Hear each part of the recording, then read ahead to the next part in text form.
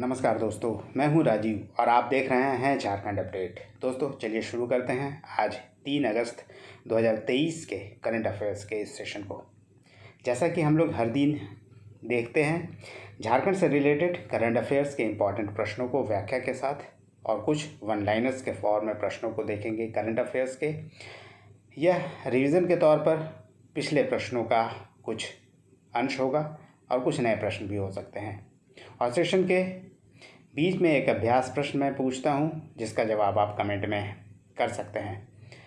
और सेशन के अंत में झारखंड से रिलेटेड कुछ ट्रेडिशनल जीके के प्रश्नों को भी देखेंगे।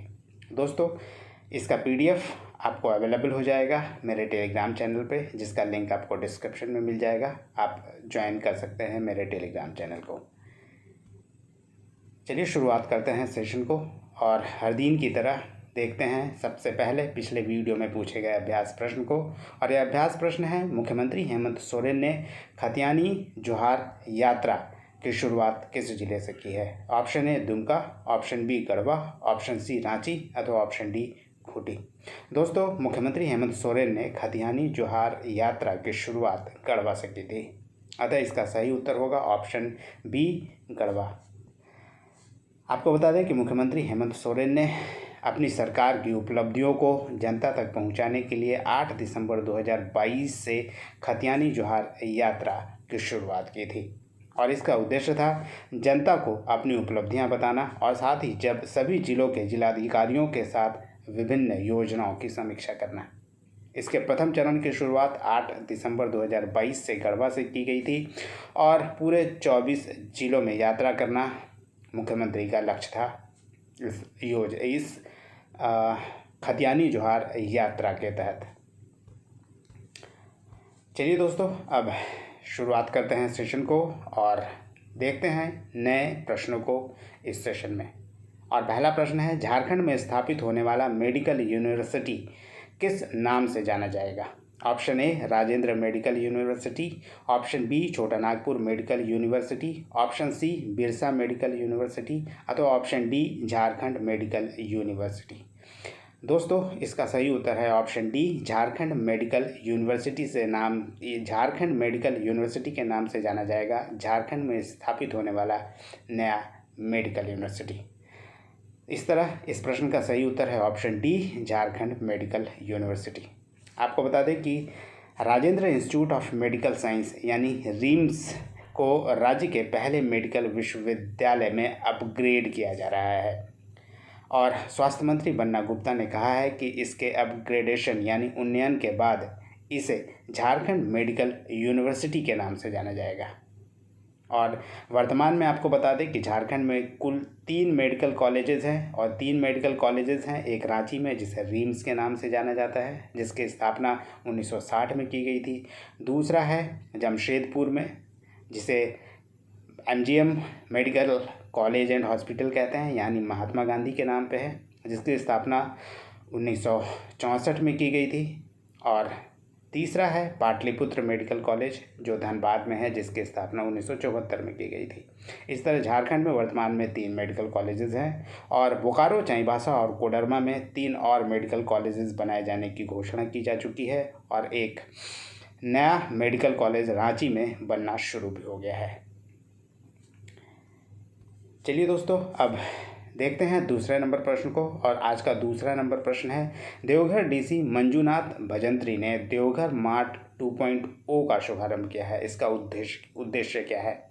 ऑप्शन ए कारीगरों को दुकान स्थापित करने के लिए आर्थिक सहायता करना, ऑप्शन बी खिलाड़ियों को खेल के लिए प्रोत्साहित करना, ऑप्शन सी कारीगरों को एक ऑनलाइन मार्केट उपलब्ध कराना अथवा ऑप्शन डी उपरोक्त में से कोई नहीं। दोस्तों इसका सही उत्तर है ऑप्शन सी कारीगरों को एक ऑनलाइन मार्केट उपलब्ध कराना इसका मुख्य उद्देश्य है, यानी देवघर मार्ट का मुख्य उद्देश्य है। और देवघर मार्ट 2.0 का भी शुभारंभ अब कर दिया गया है। इस तरह इसका सही उत्तर है ऑप्शन सी कारीगरों को एक ऑनलाइन मार्केट उपलब्ध कराना, ताकि वो राष्ट्रीय अंतर्राष्ट्रीय स्तर पर अपने प्रोडक्ट को मार्केट कर पाएँ। आइए इसे डिटेल में जानते हैं। देवघर के डीसी मंजूनाथ भजंत्री ने देवघर मार्ट 2 का शुभारंभ किया है।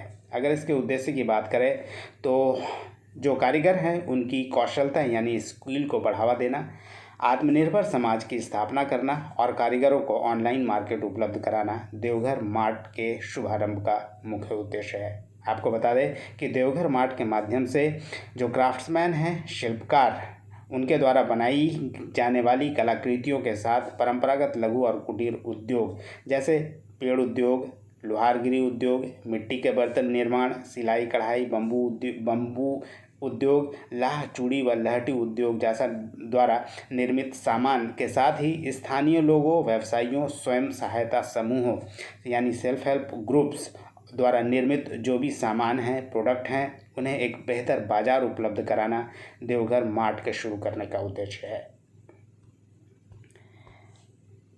इसके अलावा आपको बता दें दोस्तों कि देवघर मार्ट 1 की शुरुआत पहले ही की जा चुकी थी और 1 की सफलता को देखते हुए ही जिला प्रशासन ने और भी अधिक कारीगरों को इसका लाभ दिलाने के उद्देश्य से इसकी शुरुआत की है, यानी देवघर मार्ट 2 की शुरुआत की है और देवघर मार्ट 2 को लॉन्च किया गया है, जिसमें कारीगरों व ग्राहकों को नई सुविधाएं भी उपलब्ध कराई जाएगी। देवघर मार्ट 2 की बात करें तो देवघर मार्ट 2.0 में आर्टिजन गिल्ड फोरम की व्यवस्था की गई है, जिसमें देश भर के विभिन्न कारीगर एक दूसरे की कलाओं के बारे में जानने और सीखने में मदद कर पाएंगे। ग्राहकों की सुविधा के लिए एक वेबसाइट और साथ ही मोबाइल एप्लीकेशन भी बनाया गया है, जिससे ग्राहक खरीदारी कर पाएंगे इन कारीगरों के प्रोडक्ट को। देवघर मार्ट 2 का संचालन देवघर बेस्ड एक एजेंसी है, इलेक्ट्रो डेटा सॉफ्ट, जो कि एक मल्टीनेशनल कंपनी है, उसके द्वारा किया जाएगा। चलिए दोस्तों, अब देखते हैं आज के तीसरे नंबर प्रश्न को। और आज का तीसरा नंबर प्रश्न है, झारखंड पूरे देश में अमृत 2.0 के तहत योजनाओं की स्वीकृति में कौन सा नंबर का राज्य बन गया है? ऑप्शन ए पहला, ऑप्शन बी दूसरा, ऑप्शन सी तीसरा अथवा ऑप्शन डी पांचवा। इसका सही उत्तर है ऑप्शन ए पहला। आपको बता दें कि झारखंड पूरे देश में अमृत 2.0 यानी अटल मिशन अमृत 2.0 के तहत योजनाओं की स्वीकृति में पहला राज्य बन गया है। आपको बता दें कि पहले चरण में 6 राज्यों के ने प्रस्ताव भेजा था, जिसमें झारखंड पहला ऐसा राज्य है जिसकी सभी योजनाओं को सबसे पहले स्वीकृति दी गई है। यही कारण है कि पहला राज्य इस मामले में झारखंड बन गया है। इसके तहत 16 नगर निकायों की जलापूर्ति व्यवस्था दुरुस्त की जानी है। इसके अलावा अमृत सिटी के जो अपशिष्ट जल प्रबंधन है यानी वेस्ट वाटर मैनेजमेंट, इस क्षेत्र में भी कार्य तेज किया जाना है। इसके अलावा आपको बता दें कि अमृत 2.0 के तहत कुछ लक्ष्य निर्धारित किए गए हैं और ये हैं शहरी क्षेत्र के हर घर को निःशुल्क पीने का पानी उपलब्ध कराना, राज्य के 7 प्रमुख शहरों में अपशिष्ट जल प्रबंधन यानी वेस्ट वाटर मैनेजमेंट, सभी निकायों में जल स्रोत का जीर्णोद्धार यानी रेनोवेशन ऑफ वाटर सोर्सेस और 2025-26 तक हरियाली विकसित करना झारखंड में इसका लक्ष्य निर्धारित किया गया है। इसके तहत लक्ष्य निर्धारित किया गया है। आपको बता दें कि यह जो मिशन है राष्ट्रीय जल मिशन, यह केंद्रीय मिशन है, जिसे 2015 में शुरू किया गया था, जून 2015 में शुरू किया गया था। और अटल मिशन, जिसे अमृत के नाम से भी जानते हैं, 500 शहरों में नागरिकों को नल कनेक्शन और सीवर कनेक्शन प्रदान करके जीवन को आसान बनाने के लिए शुरू किया गया था। आइए अब देखते हैं नेक्स्ट प्रश्न को, और यह प्रश्न नंबर 4 है। 33वीं नेशनल स्ट्रेंथ लिफ्टिंग चैंपियनशिप का आयोजन कहाँ किया गया, जहाँ झारखंड ने कुल 18 पदक जीते हैं? Option A Mumbai, option B Ranchi, option C Udaipur अथवा ऑप्शन डी गुरुग्राम। इसका सही उत्तर है दोस्तों ऑप्शन सी उदयपुर। उदयपुर राजस्थान में 33वीं नेशनल स्ट्रेंथ लिफ्टिंग चैंपियनशिप का आयोजन किया गया था। आपको बता दें कि स्ट्रेंथ लिफ्टिंग वेट लिफ्टिंग की तरह ही एक गेम है। वेट लिफ्टिंग को तो ओलंपिक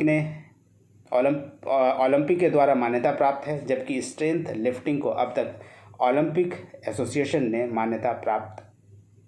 मान्यता नहीं प्रदान की है। फिर भी ये अंतर्राष्ट्रीय लेवल पे खेला जाने वाला एक चैम्पियनशिप है। आइए इसके बारे में भी अब डिटेल में जानते हैं। आपको बता दें कि उदयपुर में आयोजित 33वीं नेशनल स्ट्रेंथ लिफ्टिंग चैम्पियनशिप में झारखंड ने 11 गोल्ड, 6 सिल्वर और 1 ब्रॉन्ज के साथ कुल 18 पदक जीते हैं।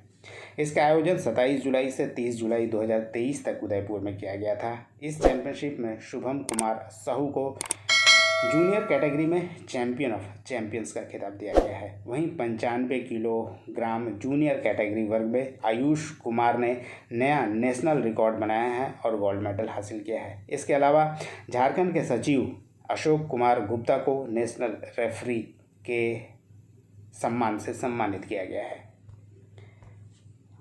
आज का 5वां नंबर प्रश्न है, किस विधानसभा क्षेत्र के 3 बार विधायक रहे डेविड मुर्मू का हाल ही में निधन हो गया है? ऑप्शन ए मधुपुर विधानसभा, ऑप्शन बी सिकारीपाड़ा विधानसभा, ऑप्शन सी सारठ विधानसभा अथवा ऑप्शन डी बहरागोड़ा विधानसभा। इसका उत्तर है दोस्तों ऑप्शन बी, सिकारीपाड़ा विधानसभा से विधायक रहे थे डेविड मुर्मू, जिनका निधन हो गया है।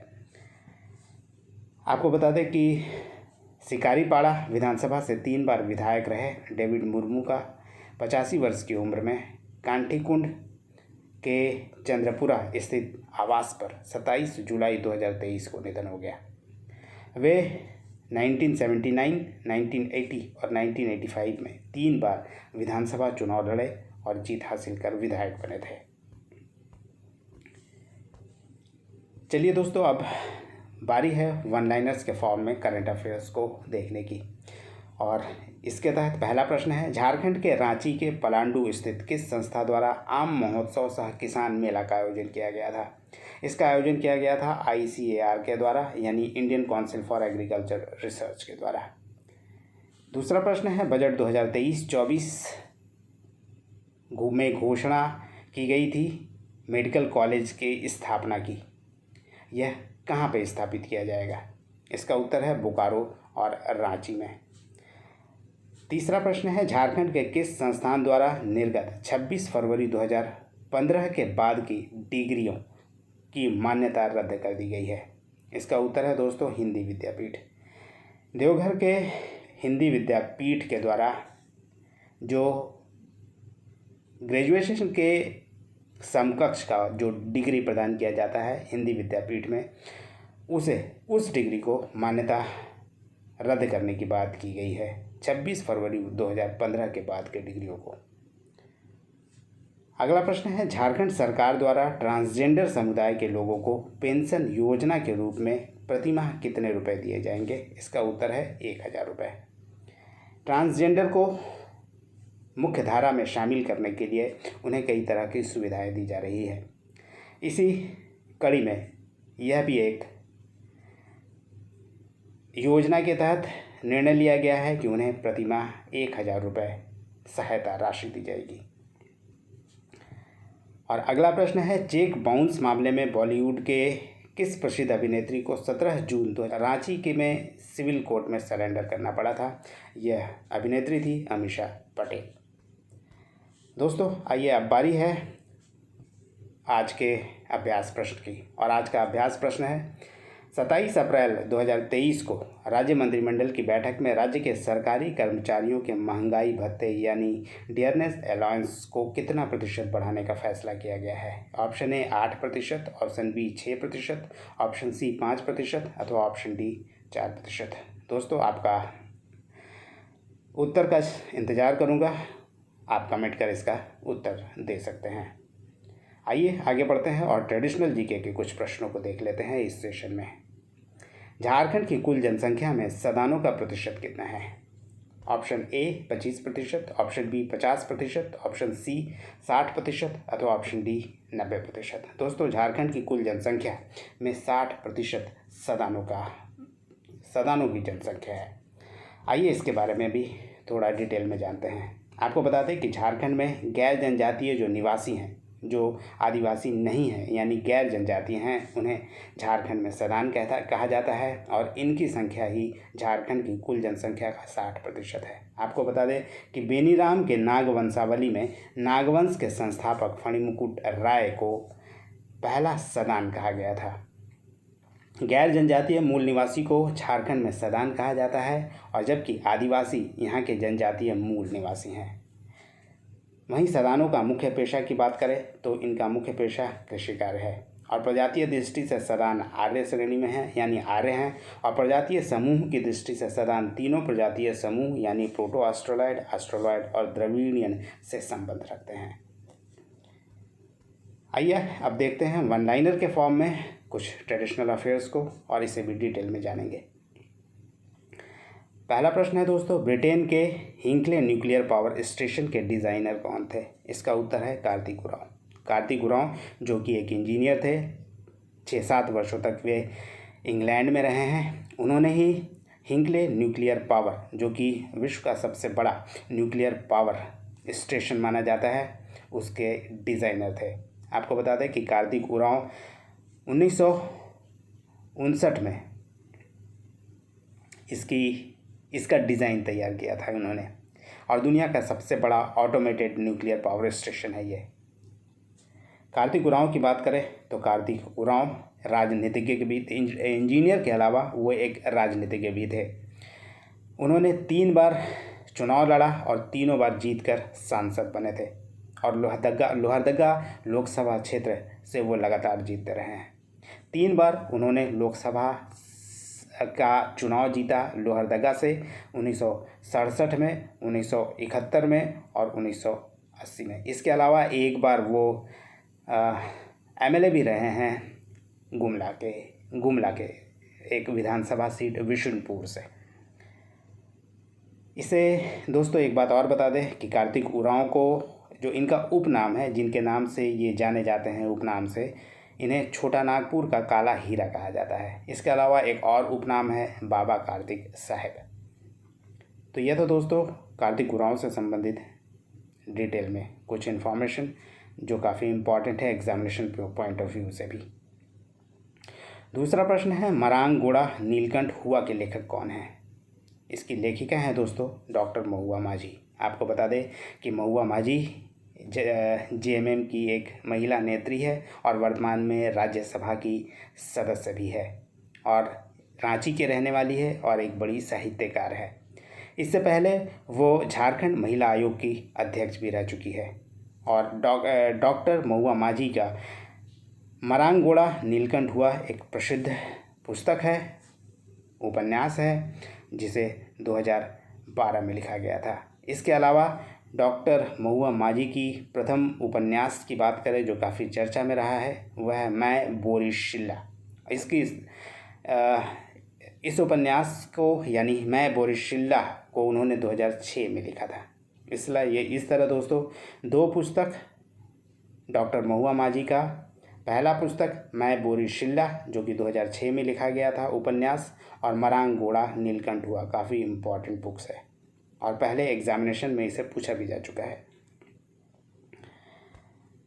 अगला प्रश्न है दोस्तों, झारखंड के किस क्षेत्र में काली मिट्टी पाई जाती है? इसका उत्तर है राजमहल के पहाड़ी क्षेत्र यानी राजमहल वाले एरिया में काली मिट्टी की प्रचुरता है, यानी काली मिट्टी की अधिकता है। आपको बता दें कि काले और भूरे रंग की यह मिट्टी होती है, और राजमहल के पहाड़ी क्षेत्र में ये आपको झारखंड में मिलेगा। मिट्टी का निर्माण की बात करें तो बेसाल्ट चट्टानों के अपक्षय से यानी एरोजन के कारण होता है, और लोहा, आयरन या लाइम स्टोन यानी चूना, मैग्नीशियम, एल्युमिनियम, इन सभी चीज़ों की राजमहल के इस क्षेत्र में अधिकता है। और यहाँ पे अगर इस मिट्टी की बात करें काली मिट्टी, तो काली मिट्टी में कपास की खेती अच्छी तरह से होती है। इसके अलावा धान और चना के लिए भी ये उपयुक्त है, परंतु धान और चना का उत्पादन इस क्षेत्र में यानी राजमहल के क्षेत्र में अधिकतर होता है, और इस काली मिट्टी को रेगूर मिट्टी के नाम से भी जानते हैं। अगला प्रश्न है, झारखंड में तीसरी बार राष्ट्रपति शासन किसके कार्यकाल के दौरान लगा था? इसका उत्तर है अर्जुन मुंडा। आपको बता दें दोस्तों, झारखंड में 3 बार राष्ट्रपति शासन लगा, 9 में यानी 2009 में, और 2010 में, और फिर 2013 में। और तीसरी बार जो राष्ट्रपति शासन लगा था वह अर्जुन मुंडा के समय में लगा था, 2013 जनवरी में।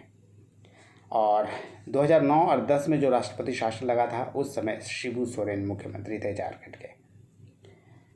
अगला प्रश्न है संथाल का जनक किसे कहा जाता है? इसका उत्तर है लुगु बुरु।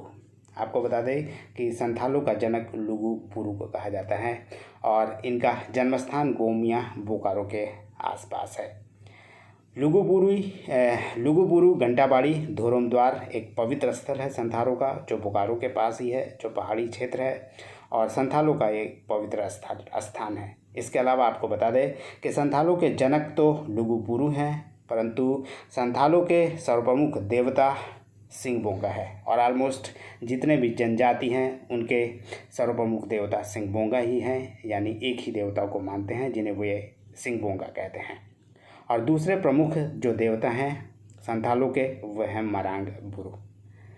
इस तरह दोस्तों संथालों के जनक लुगु बुरु हैं, सर्वप्रमुख देवता सिंहबोंगा है और दूसरे प्रमुख देवता मरांग बुरु हैं।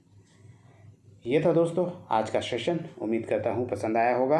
अगर पसंद आया तो कमेंट कर ज़रूर बताइएगा और ये भी बताइए कि और आपकी ज़रूरत के अनुसार मैं इसमें क्या इनकॉर्पोरेट कर सकता हूँ। चलिए दोस्तों फिर मिलते हैं नेक्स्ट सेशन में। तब तक जुड़े रहिए झारखंड अपडेट के साथ। धन्यवाद।